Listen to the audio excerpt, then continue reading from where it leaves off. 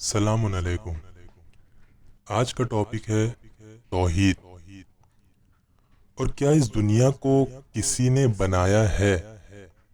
उससे पहले एक सवाल कि क्या कोई भी चीज़ वजूद में अपने आप आ सकती है, फिर चाहे वो एक चींटी ही क्यों ना हो?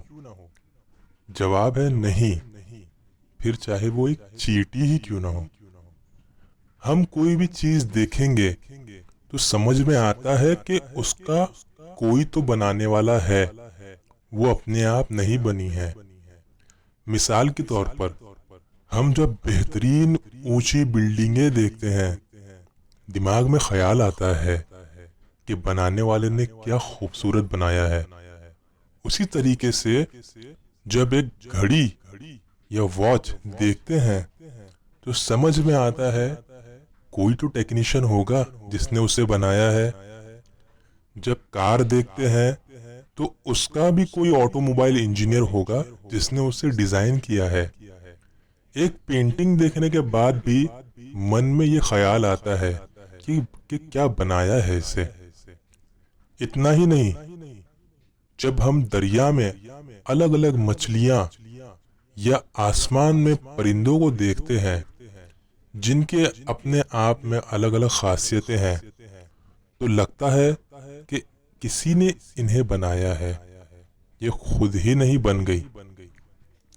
अच्छा, एक चींटी जो कि दिखने में काफी छोटी होती है, लेकिन इनमें भी हर तरीके का सिस्टम है। जैसे इनके पास भी दिल है, ये सांस लेती हैं, इनके पास डाइजेस्टिव सिस्टम है, इनके पास आंखें हैं और बहुत सारी चीजें। चींटियों में भी बहुत सारी प्रजातियां कैटेगरी होती है और सबकी अपनी अलग अलग जिम्मेदारियां होती हैं।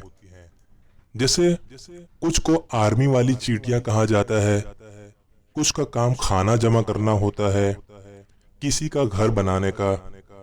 इनमें एक चींटी होती है जो होती है क्वीन, रानी, जो सभी चींटियों को कंट्रोल करती है। आपको पता है चींटियां बहुत तेज भागती हैं क्योंकि इनके पैर बहुत मजबूत होते हैं।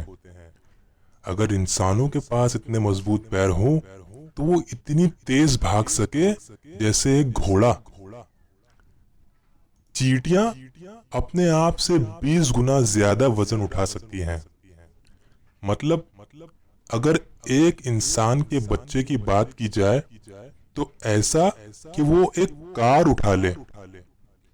कुरान में इनके नाम का एक सूरा है जिसे सूरे नमल कहा जाता है, सूरा नंबर 16।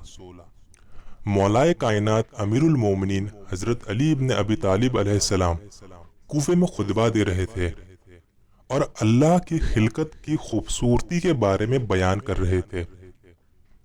इमाम अली अलैहिस्सलाम चींटी के बारे में कुछ इस तरह फरमा रहे थे कि देखो इससे कितनी छोटी है और इसके पास अलग अलग खासियतें हैं।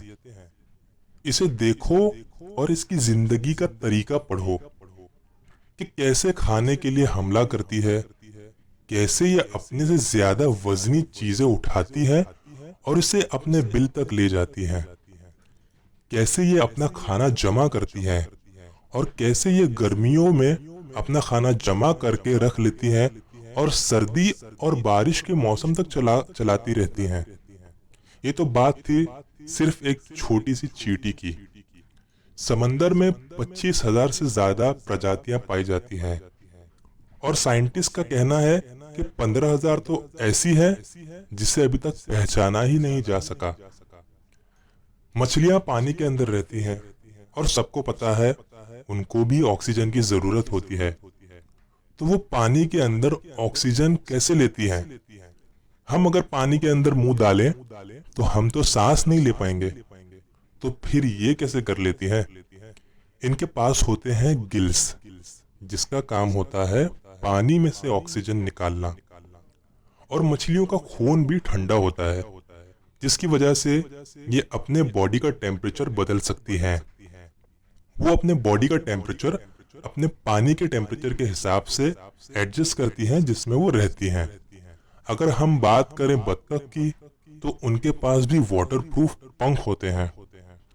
इतना वो अगर पानी के अंदर भी चले जाए तो उनके अंदर जो पंख होते हैं वो नहीं भीगते हैं। बत्तख की जो चोंच होती है वो एक फिल्टर का काम करती है, उसी तरीके से जैसे हम अपनी चाय को छानते हैं।